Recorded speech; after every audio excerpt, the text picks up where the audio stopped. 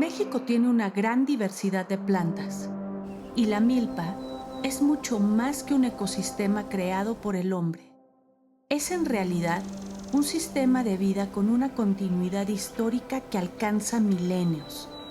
De la larga experiencia de interacción entre grupos humanos y naturalezas regionales, emergieron técnicas de manejo de ecosistemas y paisajes, lo que eventualmente conduciría a la domesticación de distintas especies y al desarrollo de un modo de vida sedentario.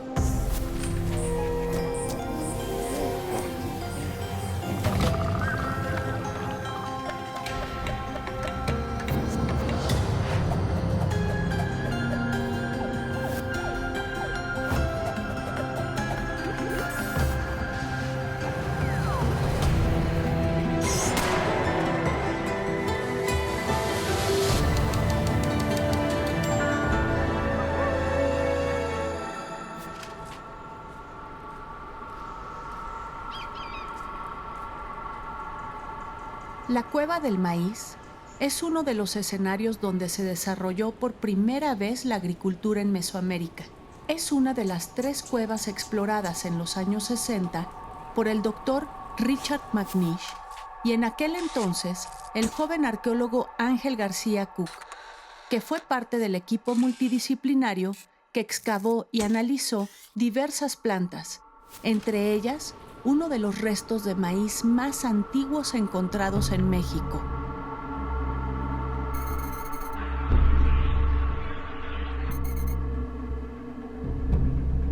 La zona se encuentra en la Sierra Madre del Sur y se caracteriza por su relieve accidentado, donde elevaciones que no rebasan los 3.000 metros sobre el nivel del mar rodean los extensos valles.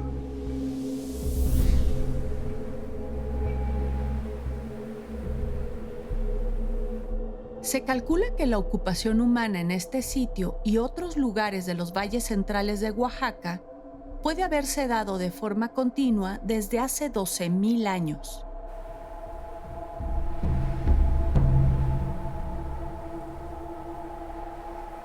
En 1960 se hicieron los recorridos preliminares en el valle por parte del doctor McNish con algunos colegas y lo que hicieron fue caminar en jeep así un poco al azar, preguntar a la gente, observar dónde había lugares parecidos a estos y fue así como localizaron las cuevas, preguntándole a la gente del lugar, ¿no? Entonces, pues aquí hay una, por ahí hay otra y cuando dieron con este lugar pues se quedaron igual de impresionados que todo el mundo.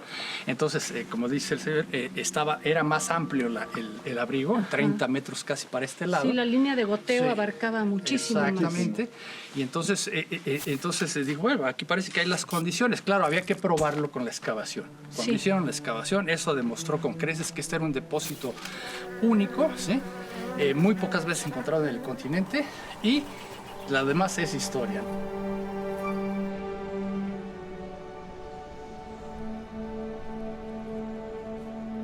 Cuando se hizo la excavación aquí, el depósito demostró que tenía muchos niveles de ocupación antiguos.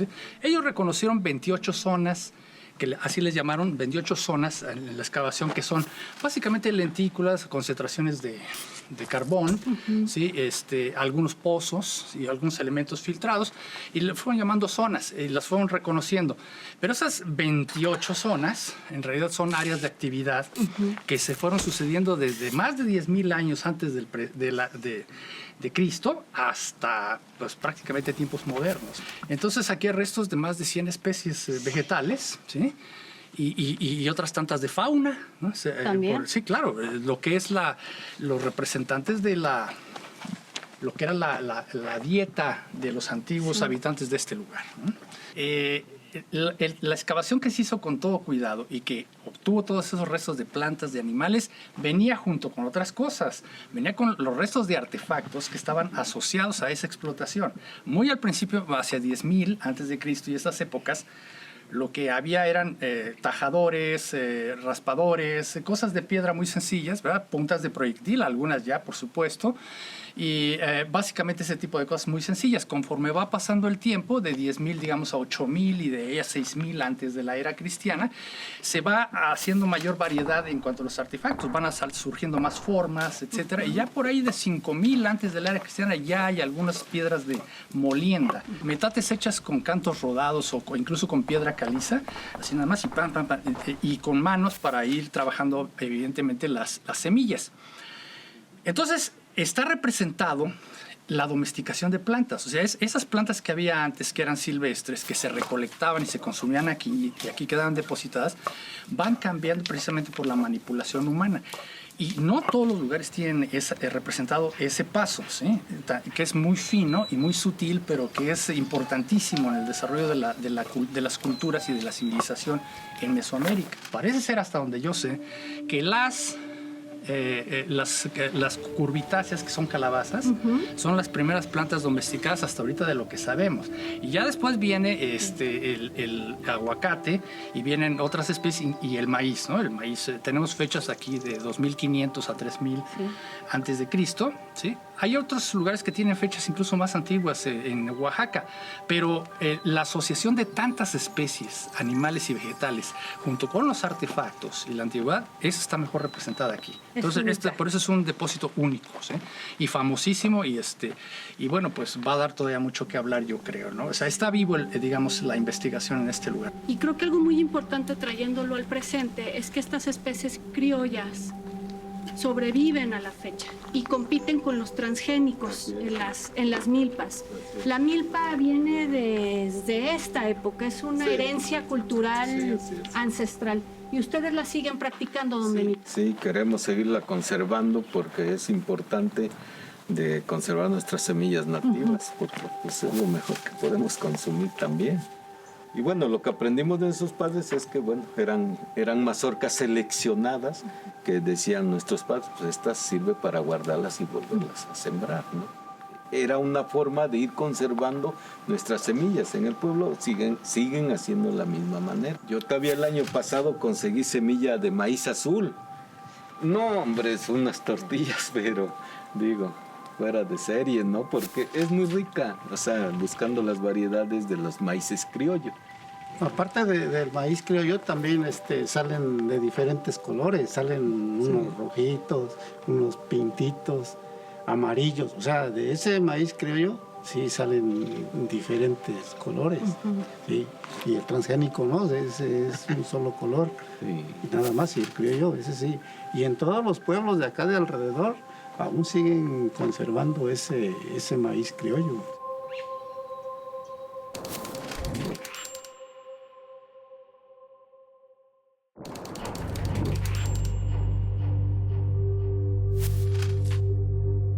Por muchos años, nos han enseñado que los olmecas fueron nuestra cultura madre, que de ahí surge todo nuestro pasado prehispánico. Y aunque esa no fue la única cultura que se desarrolló hace 2 milenios y medio, sí fue una de las más avanzadas de estos tiempos primigenios. Me dirijo hacia la zona arqueológica de Chalcatzingo, en Morelos, donde me espera el arqueólogo Mario Córdoba para conversar más sobre la importancia de esta cultura y su presencia en la región.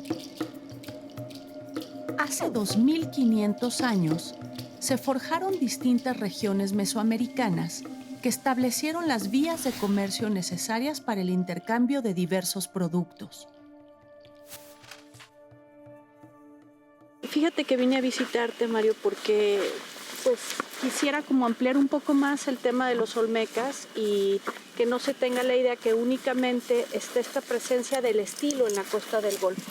La tenemos en toda Mesoamérica y a pesar de que los olmecas o esta cultura o este estilo convive con muchos otros, por eso le llamamos también a esta época formativo, ¿no? El preclásico, los arqueólogos, porque justo se van formando estas instituciones como la religión, se están formando las rutas de comercio, pero ya hay sitios muy importantes para esa época como Chalcatzingo. ¿Qué sucede aquí, Mario? ¿Qué está pasando aquí? ¿Es un primer gran centro ceremonial? Estamos justo en un enclave de rutas. ¿Qué nos puedes platicar? Sí, es eso, lo más, yo digo que es la parte del comercio. En esas épocas estamos hablando para el 1000 años antes de Cristo, digamos. En 800 es cuando tenemos estas esculturas. Nos falta investigar un poco más lo temprano, porque Groth ¿Qué le es llama esta parte? la mate, ¿no? Ahí en la parte de atrás, está más pegado al cerro. Hay unos contextos por ahí, pero no los hemos explorado. Como dices, había más gente viviendo, había aldeas, no solo aquí, sino en toda Mesoamérica. Pero los olmecas nos interesan porque hay un desarrollo tecnológico muy importante que marca la diferencia con este estilo, digamos. Sí, primero es gente que vivía en el agua, ¿eh? Todos en estos primeros asentamientos que hay antes de Cristo están en puntos donde hay agua, mucha agua. O sea, ¿qué quiere decir? Cuando tú tienes ya acueductos y estas cosas que ya tienen una tecnología para el uso de la agricultura. Estamos en una región, Mario, que la parte agrícola es muy rica, ¿no? Estamos en una parte del altiplano en donde por unos metros de altura tienes matorral semidesértico en la parte alta, pero aquí bajas un poco y ya tienes un ambiente como de... Usted es de selva baja, caducifol. Entonces había Caducifolia. un ambiente ideal para una agricultura ya digamos a gran escala, que es yo lo que creo hace la diferencia, ¿no? Como dices tú. Ahorita vamos a ver junto al rey hay unas, pues yo le digo que es una milpa donde sembraban calabazas. Ahí tenemos las guías de calabaza. Estamos hablando 800 antes de Cristo, asociadas ahí con fertilidad y está la calabaza, muy presente.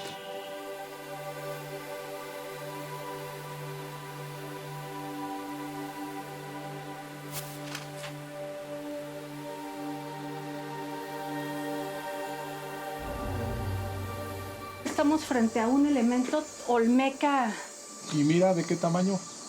completamente Y con el derrumbe, fíjate cómo se rompió. monolítico. El Monumento 1 de Chalcatzingo es el grabado olmeca más antiguo del Altiplano Central. Conocido coloquialmente como el Rey, se aprecia a un hombre sentado dentro de una cueva representada por las fauces de un jaguar visto de perfil. El hombre al soplar saca corrientes de aire que forman nubes de las que llueven gotas divinas fertilizando la tierra.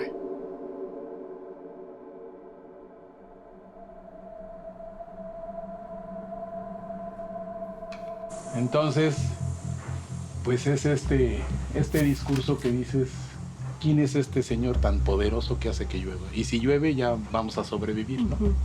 Porque si no hay agua, no hay nada. Ladera abajo, se pueden apreciar otros petrograbados con escenas de jaguares alineados o en actitud de someter a algunos hombres.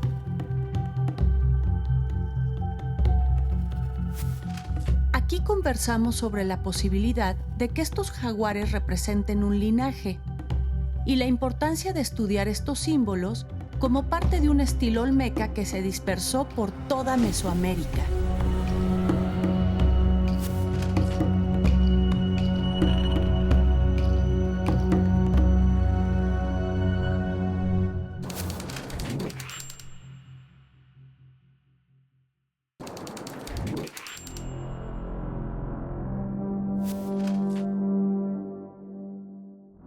Al inicio de nuestra era, en el Altiplano Central, el ocaso de Cuicuilco y sus centros secundarios, así como la erupción de volcanes como el Xitle, propiciaron la migración de numerosos grupos al norte de la Cuenca de México.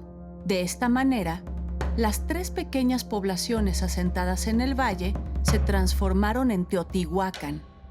En los primeros 600 años de nuestra era, Teotihuacán creció hasta alcanzar 20 kilómetros cuadrados de superficie urbanizada, llegando a su apogeo con una población aproximada de 200,000 habitantes, lo cual era mucho para esa época. En el resto de la cuenca existieron alrededor de 200 centros regionales y aldeas.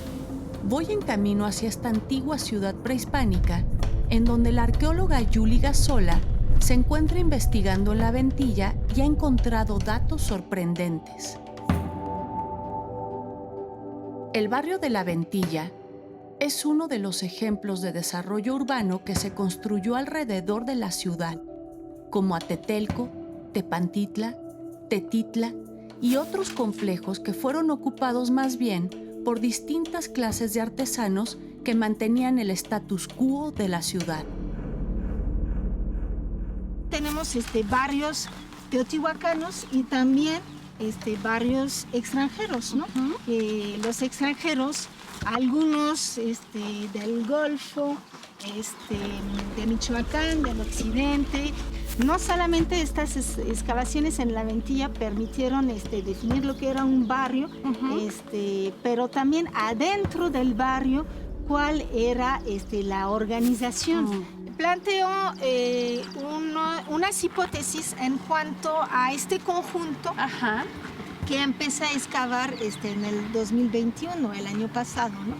En La Ventilla también se encontraron evidencia del sistema de cultivo, ¿no? Del asentamiento agrícola que existió antes de la construcción de la ciudad. El profesor Rubén Cabrera y Sergio Gómez encontraron en las calles, hicieron unos pozos y encontraron el mismo sistema de cultivo que encontramos Adentro en la presión. por debajo del complejo de la ciudadela. Encontraron estas cavidades excavadas en el tepetate natural y estos canalitos para regar estas áreas, ¿no? Pues si quieres vamos a los laboratorios, Julie, para que nos muestres tanto los hallazgos de la preciudadela como aquí lo que se ha encontrado en La Ventilla y que nos platiques un poquito más de la sociedad teotihuacana.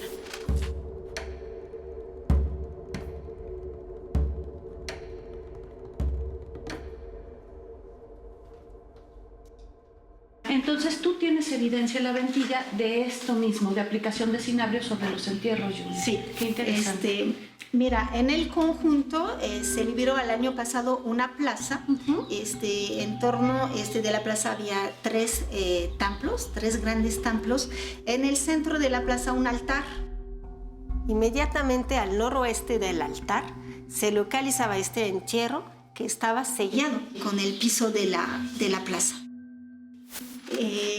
Todavía, Javier Llanes es el antropólogo físico que está estudiando los entierros de La Ventilla.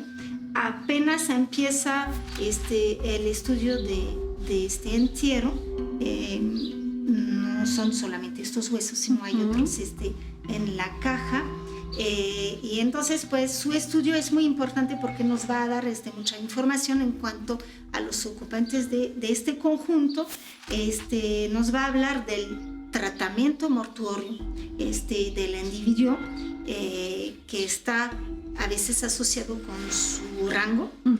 Podemos ver huesillos de la mano, del pie y cada uno con fragmentitos de pigmento de cinabrio. Entonces probablemente tenía cinabrio por todo el cuerpo.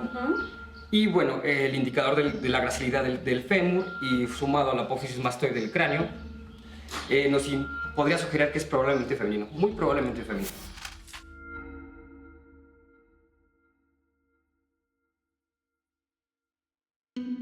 Pero qué interesante que nos tocara también hoy que tú supieras ese dato y que justo nos vas a enseñar el por qué tú pensabas que era una mujer, ¿no? Mira, lo que se encontró, se encontraron muchos objetos, como unos 200, algo así, pero todavía el estudio está en proceso. Aquí tienes como una muñeca articulada, ¿no? Y justamente esta muñeca se encuentra donde estaban los pies. Por eso tuve de pronto la idea que quizás podría representar a su bebé o una cosa por el estilo, ¿no? Entonces por eso pensaba que podría ser mujer. El arqueólogo Sergio Gómez, hace algunos años, localizó una ofrenda bajo el templo de la serpiente emplumada con más de 130,000 objetos que provienen de distintas partes de Mesoamérica. De acuerdo con sus investigaciones, es posible que este contexto esté relacionado con los fundadores de la ciudad. El hallazgo que me mostró Julie me recordó la importancia de la mujer en una gran ofrenda que el arqueólogo Sergio Gómez encontró bajo el templo de la serpiente emplumada.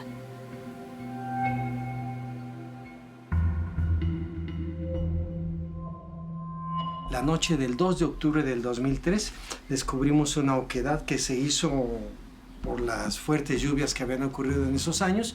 Descendimos por esta oquedad de 83 centímetros de diámetro hasta casi 13 metros de profundidad, y es cuando descubro que existe el túnel que se dirige hacia el centro del templo de la serpiente emplumada. Nosotros hemos trabajado durante cerca de 12 años haciendo la exploración casi de manera continua, y ha sido realmente algo sorprendente, no solamente por la cantidad de materiales, de objetos que hemos encontrado, sino porque esto nos va a permitir entender mucho mejor aspectos de la religión, de la cosmovisión y del pensamiento mágico religioso de las antiguas culturas mesoamericanas. Y con el hallazgo que tú hiciste en el túnel, algunas de las hipótesis que se tenían sobre los fundadores pues van variando, ¿no? ¿Qué encontraste ahí con respecto al ritual que sucedía? Pero me gustaría, yo sé que no está abierto al público porque pues es una excavación muy particular, pero si nos puedes mostrar el túnel para conocer el ritual que se hizo ahí y por el que encontraste toda esta ofrenda. Claro, con todo gusto. Vamos a visitar el túnel ahora y hablaremos ahí sobre cuál era la función, el significado que tuvo el túnel y cuál es mi hipótesis sobre cuál pudo haber sido el uso que tuvo este importantísimo lugar. Camino al túnel, Sergio me platicó cómo la orientación y el trazo de la ciudad podrían haber funcionado como un gran reloj solar. De acuerdo con sus investigaciones, el túnel se construyó a inicios de nuestra era y estuvo en uso a lo largo de 200 años aproximadamente, hasta que fue clausurado por los teotihuacanos con un sistema de cajones de piedra rellenos de tierra y repletos de todos los objetos que encontró. Según lo que me contó, el túnel representa el inframundo, no como el lugar de la muerte, sino como un lugar en donde se genera la vida. Me has comentado que la mujer tenía un papel muy importante de acuerdo a las esculturas que encontraste. Platícame un poco ese ritual de transmisión de poder. ¿Qué piensas tú que sucedía aquí? La mujer tenía un papel muy importante dentro de la estructura del poder del gobierno, pero también en los rituales que se desarrollaban en espacios como este, que está asociado a la fertilidad. Yo creo que estas esculturas muy elegantes de estas mujeres podrían representar a sacerdotisas. Sacerdotisas que son las que finalmente realizan el acto ritual de investidura del gobernante que bajaba a este lugar para recibir los poderes de las divinidades del inframundo. Tenemos evidencias desde los olmecas de que estos rituales de paso, esta asunción al poder, estos rituales se realizaban precisamente en las cuevas que representan el inframundo, ¿no? Entonces yo creo que este lugar debió haberse utilizado para hacer este tipo de rituales.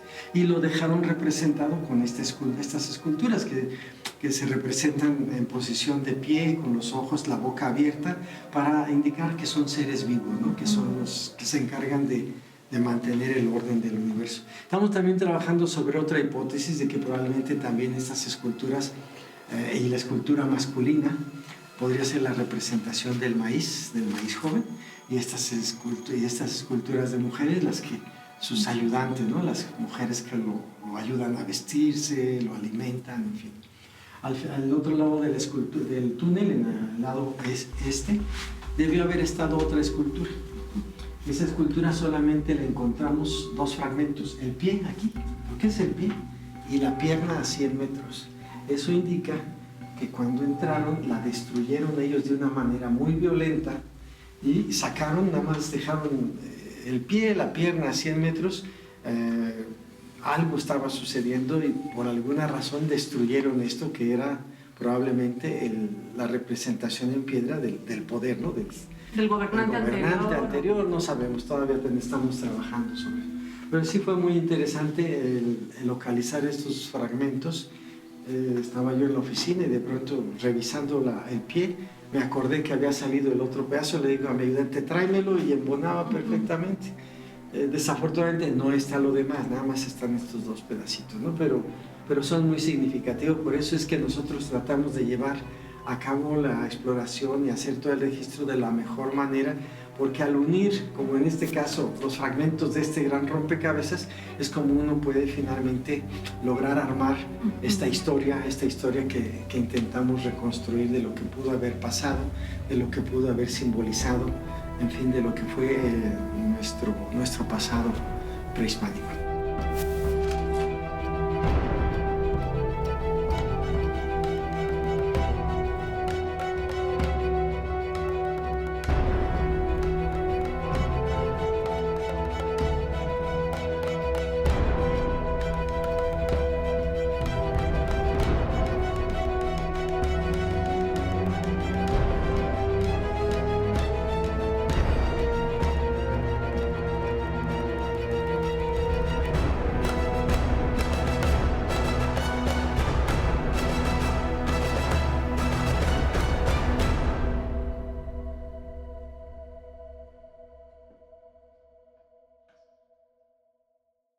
Instituto Nacional de Antropología e Historia. Secretaría de Cultura. Gobierno de México.